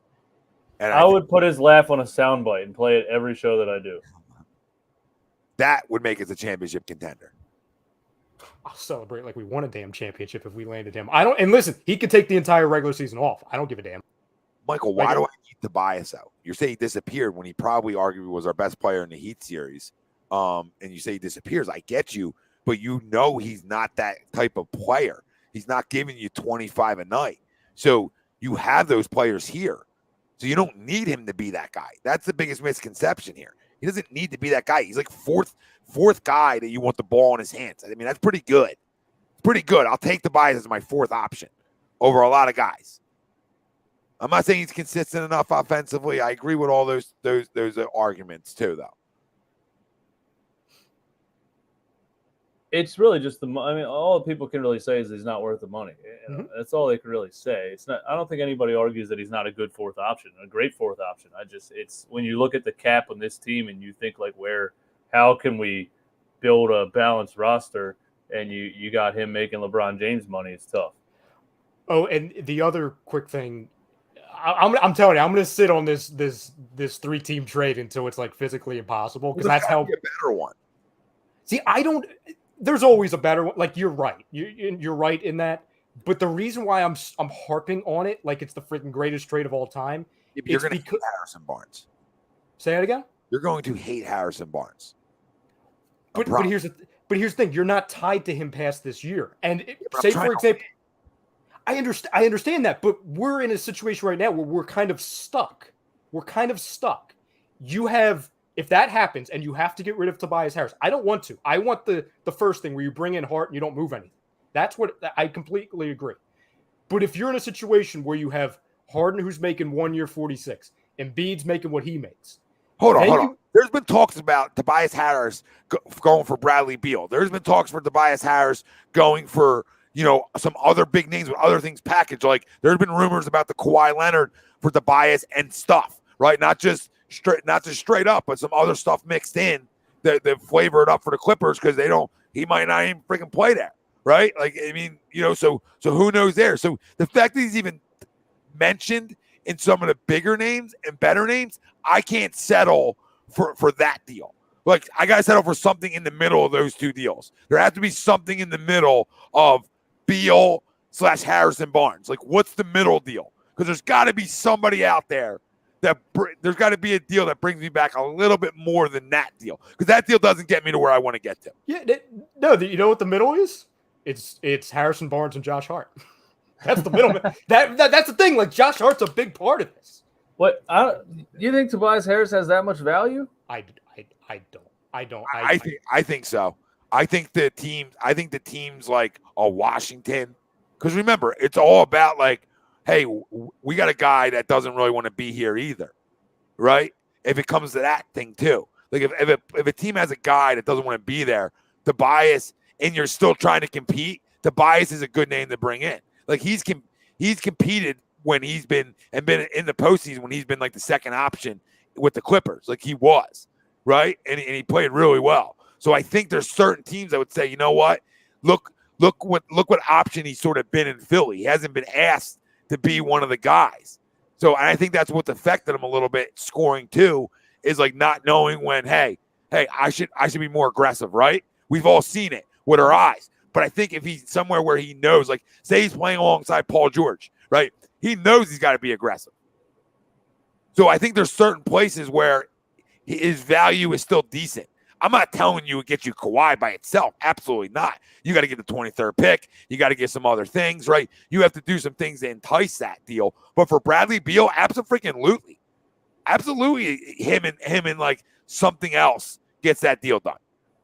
I don't think anybody wins by taking Tobias at $37 million a year on a team. It's just an astronomical amount of money for a player that's not winning.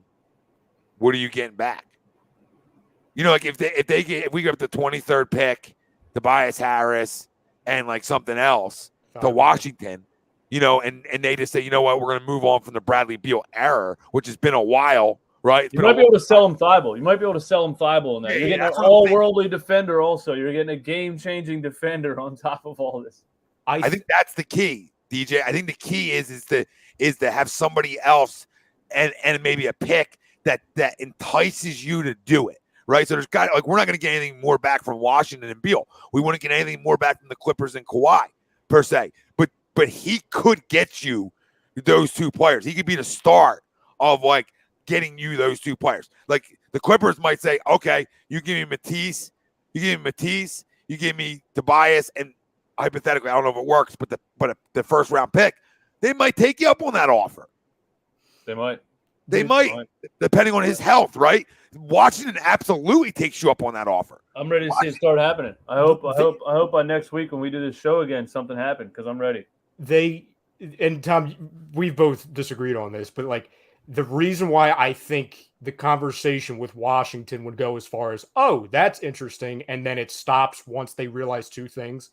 One, oh, Utah's calling and they want to do a 3-team for Donovan Mitchell and they want to send Bradley over to Utah. Okay, we'll do that. And two, we don't want Tobias Harris, who's making $37 million, because we already have like 5 forwards and he's too slow to be a small forward and he's not big enough to be a small ball 5. Like It's important. I'm just saying that we're settling. That's a settled deal for Harrison Barnes and Josh Hart. That's settling. When I think there's you get 2 guys of Josh Hart's caliber in a deal with what we were moving there, right?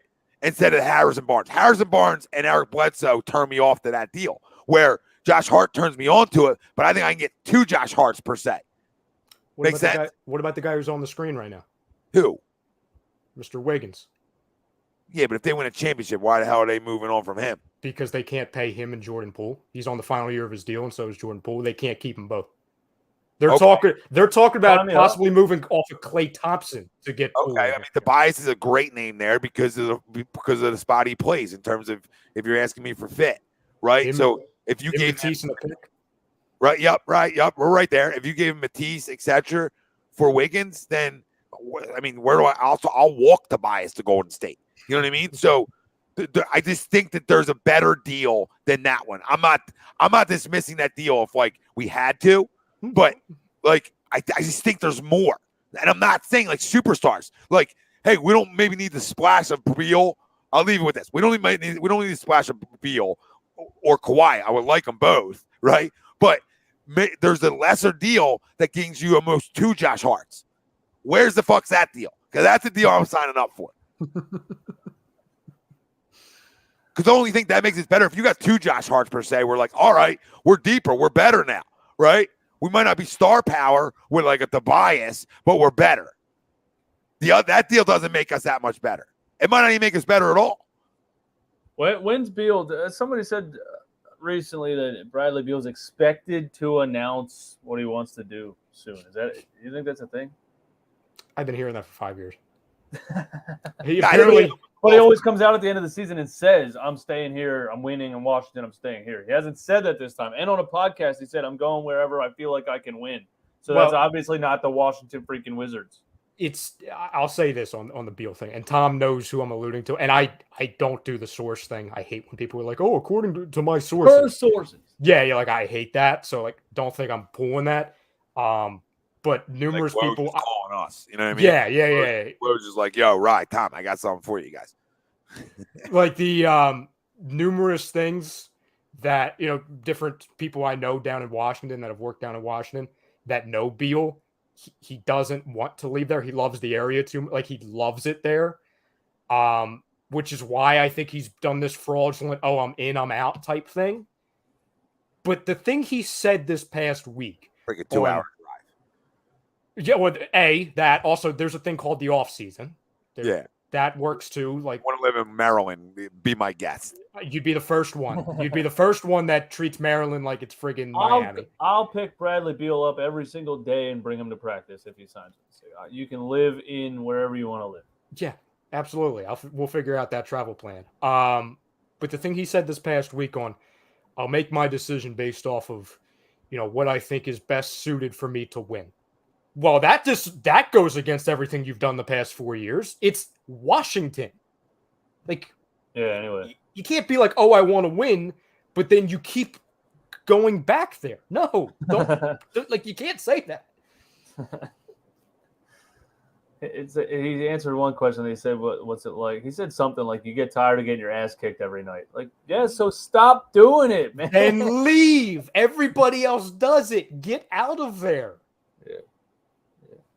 Yeah, I think that's a guy you could get if they feel like he wants out, right? And then maybe they have to move some other things to have, to buy us on their roster, right? Because of the fit, right? Because they have so many other things, but which are assets that they can get things back for too.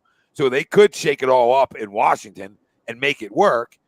Golden State's an interesting thing, but Real Roy, I'll say one thing to you, brother, is we did our preseason stuff. I don't get many things right. But I think I had him as my 1 or 2 seed. I'm pretty sure I had the Warriors as my 1 or 2 seed in our NBA preview show. And we both had them in the finals. Yeah, we both had them in the finals. Yeah, I'll be worried about them if they're healthy. I'll be worried about them if they're healthy because who in the West scares you? Because we didn't believe in the Lakers. No, we didn't believe in that. So what scared you? We both had. I remember this because people were crushing us. They were like, "Oh, you're buying into the Warriors stuff." We both had Warriors Bucks.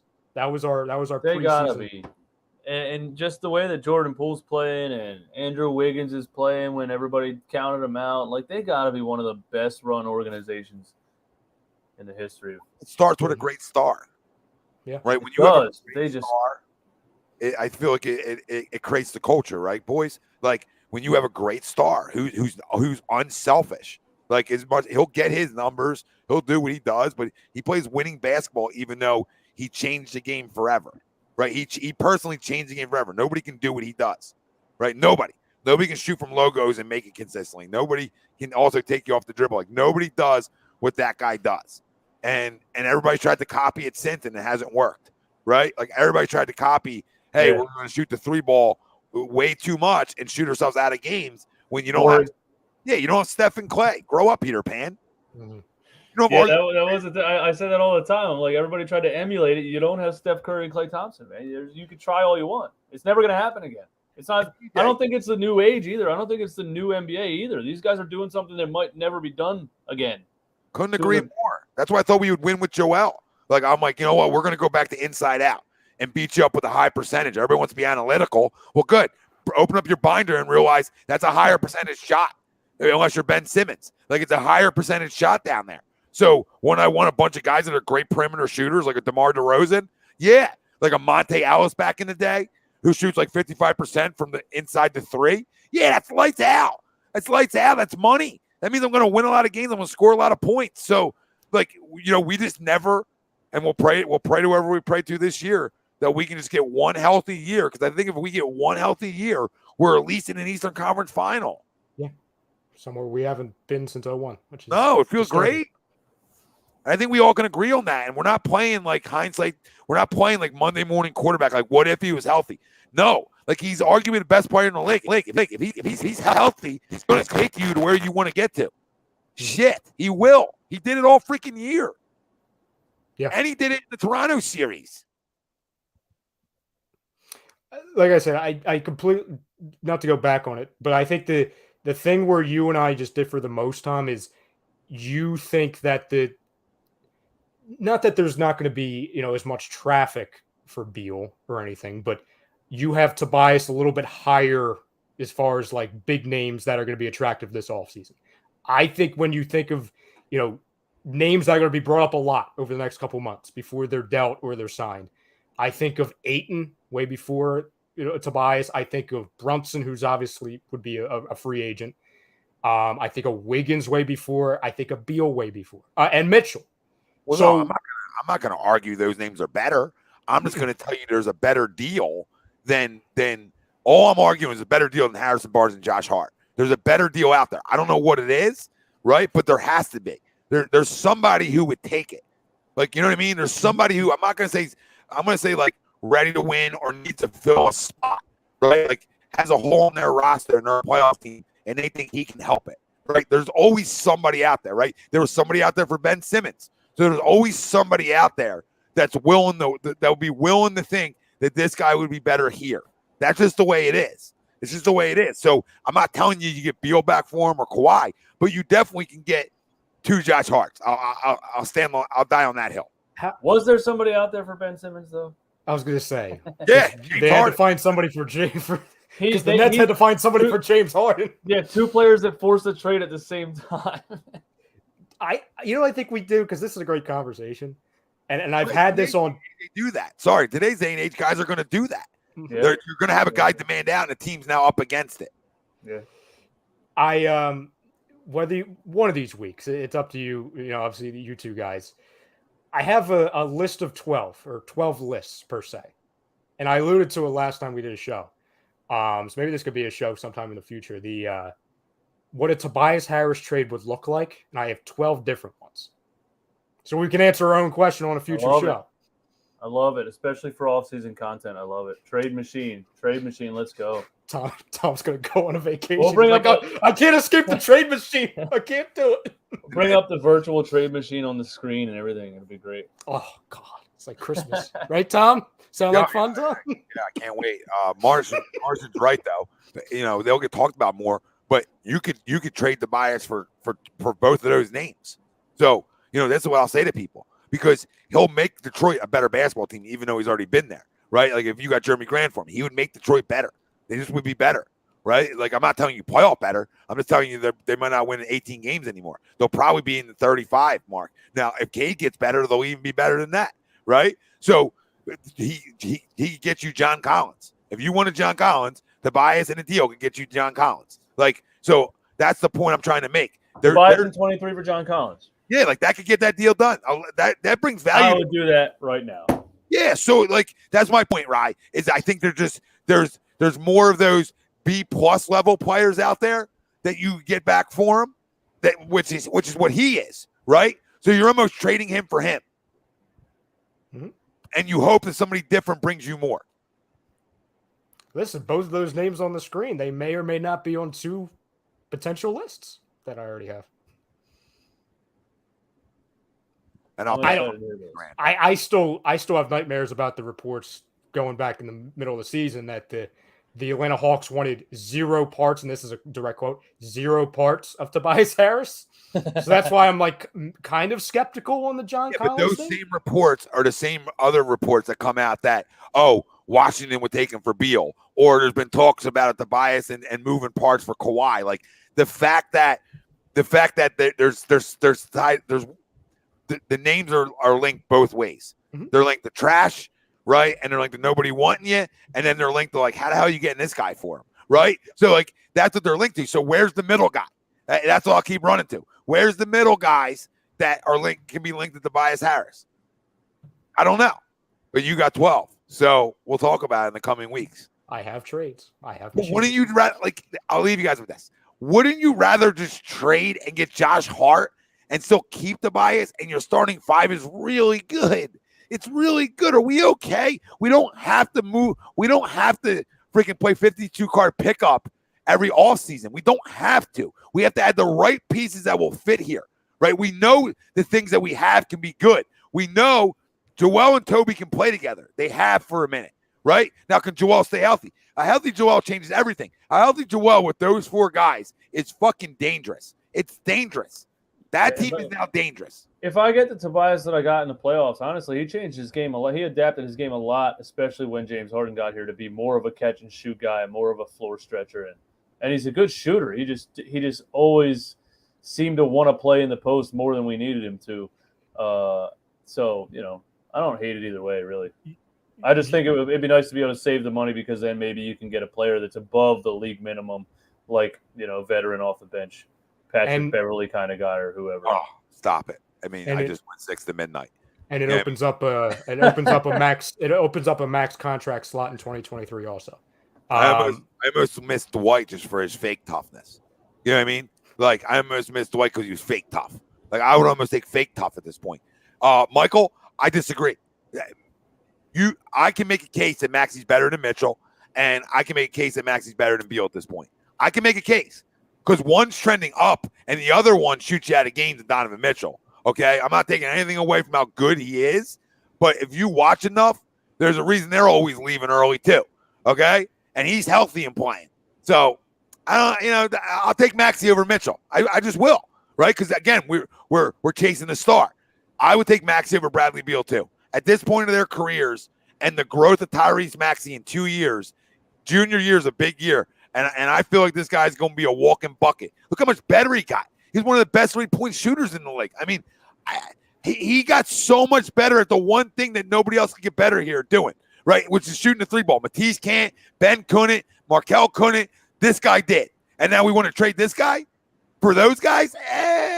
Donovan, maybe you could sell me a little bit on because of the age, but Beal, no. And Mitchell, no. I think Maxey will be better than Donovan Mitchell at one point in his career. I think you might be right about that. I think Tyrese Maxey could definitely be better than Donovan Mitchell at one point in his career. But I think right now, if you give Donovan Mitchell a center who can score, who can do anything in the paint, a center who can score like Joel Embiid, I don't think Mitchell's ever going to be a very efficient player, but I just think he's a dog scorer. He's just come at you every single time down the floor. And I think right now I might pull the trigger on that. And I would probably hate it 5 years from now.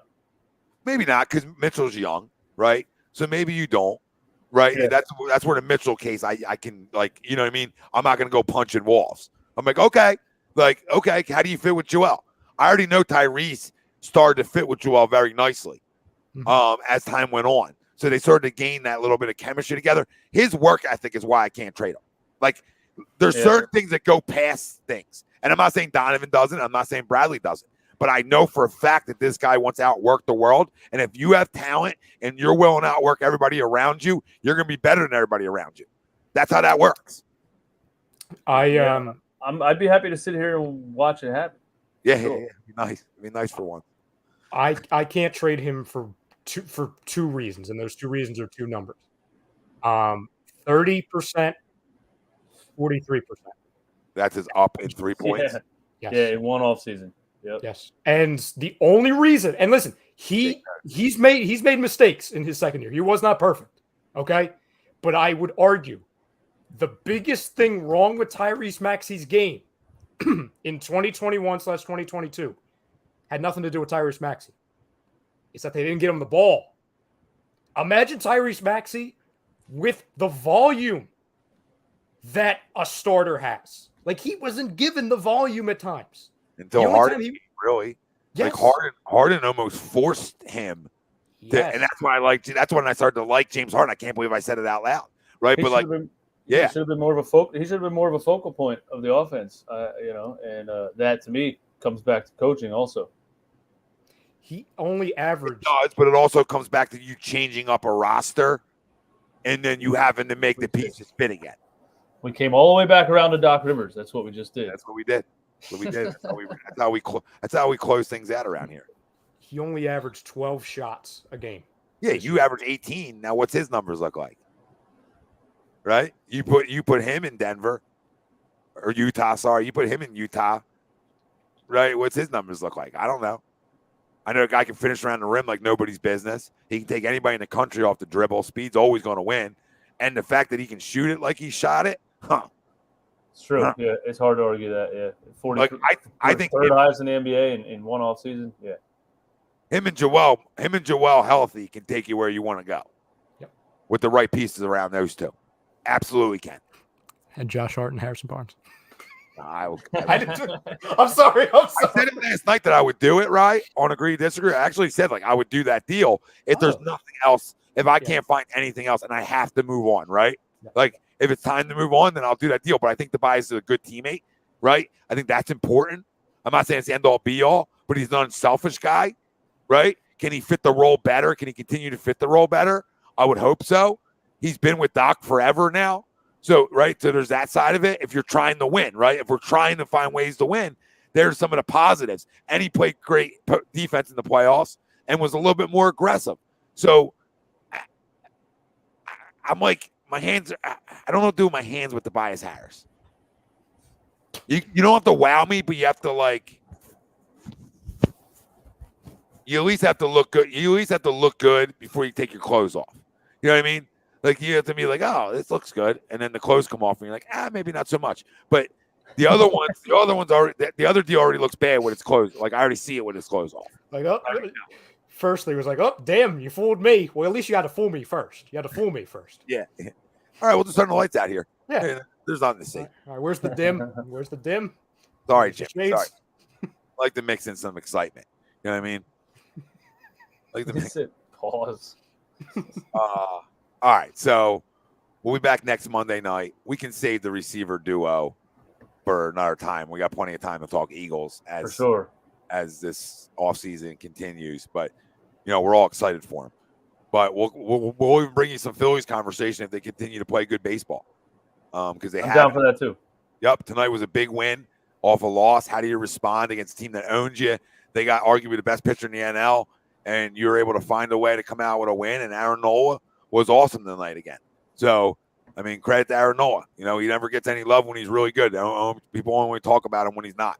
And he's a class act. He's a good guy, and he's a damn good pitcher in this league. And miss me when he's a 3. He ain't a fucking 3. Grow up. He's a minimum of 2. He's a 2. You can say Aaron Nola's a 2, and I'll say, oh, yep, that's where he fits. That's where he fits with a big horse in front of him, which is what you have here. So, I want the same energy for Nola that Wheeler gets. If Wheeler's dominant, tell me how dominant he's been. If he gets hit around, tell me I need him to be better. This is how it goes, ladies and gentlemen. This is how it goes. Real quick, we'll leave with this. DeVonta Smith, A.J. Brown, rattle me off their numbers this year. Man. To me, so much depends on if Jalen Hurts is improving his accuracy and timing and all the things that everybody's telling me that he's improving. But I'll go 900 and 850. DeVonta and AJ Brown. Okay. I'll go 960 AJ Brown. I'll go 790 DeVonta. 790. Wow. Tom didn't like that one. I mean, you guys just looked. Wait, you got to explain the 790. You just popped the balloon. I mean, you just literally popped the balloon. There's no air left in my balloon. All right, 810. I think DeVonta goes for 1,000, 1050 maybe. I think he gets in the end zone about 8 times, and I think AJ goes for 1,000 too. I think they both go for a K, and that doesn't mean Jalen's good. That just means these guys out there together create guys getting open, and they'll get each other open. And there's 17 games, not 16. So that extra game, you almost walk into a K if you're a damn good wide receiver. I think we'll see DeVonta's growth this year, being able to play alongside an AJ Brown. But I will say this: Barstool put out the worst article of all time today. Typical. I mean, don't act like you have a feel for our city. You're Boston. All right, let's keep it real. I know you're Barstool Philly. Yeah, I know you're billionaires. I get it. And you're worldwide, but you're Boston. And I know your real roots and you're losers. So don't come out with an article on how good the guy looks with his arm strength and all this stuff when we're not even in pads. All right? We're not in pads. Okay? I don't care. Can he read a defense? Right? I don't care how much he squats. I don't care how good, and all the article insisted of I said that today. was him around the weight in a weight room. Like that was the video or the picture was him in a weight room. Oh yeah, like he gained 10 pounds. Yeah, there was nothing him throwing the football. No, I don't want him to gain 10 pounds. No, yeah, I don't want you to Tobias Harris gained 10 pounds and he was worse on offense. I'm good. Guys, it's just Ryan knows this. You know, DJ, we haven't done many Eagle shows, but like, you know, this guy is who he is from college. He's everything you want in a franchise quarterback. He's just not one. Makes sense? Like, he's every intangible you want. He's a winner, okay? He cares about other people. He's a great teammate. Everything you want, but he's never been a good quarterback. In Oklahoma, he threw the ball around because that's what you can do in the Big 12. At Alabama, he got put down for another guy who can't throw. So, you know, can he get better? If there's a guy who could get better, it would be a guy like Jalen Hurts because he's willing to work. But I got to see it to believe it. And if he doesn't, I don't care because I'm coming out of next year's draft with one of the top two quarterbacks. So and these wide receivers here. And I think fans got a little bit of false hope by what Nick Sirianni did last season when he went run heavy. When he stopped putting Jalen in RPO situations 57 times a game and started just handing the ball off all the time, we ran over a bunch of bad teams because we had a great offensive line and we had good running backs. And Jalen was running the ball too. And I think everybody thought like, well, we made the playoffs. But I just didn't care that much because I was like, it doesn't matter. We're playing, even if it wasn't the Bucs, I still was like, watch what happens when he gets forced to throw from the pocket. Good teams are going to find out a way to force you to win the game with your arm, and I knew exactly what was going to happen. That's exactly what happened. So why should I care that much about smacking around 8 teams that were below 500 because we had the best offensive line in football? It was fun to win games, but it didn't really matter that much in the long run to me. I need to see a lot more from Jalen Hurts' passing ability, or it's just going to be another, yay, we made the playoffs, told you were wrong. Okay, watch what happens. Yeah, I mean, Lamar Jackson's fun, but he's not going to win the playoffs because he can throw it enough. So, you know, it's not a shot at a guy's ability, right? Or the numbers they can put up in the regular season. But just like playoff basketball, things change in the postseason. And the one thing that changed in the postseason in the NFL is you better be able to spin it, baby.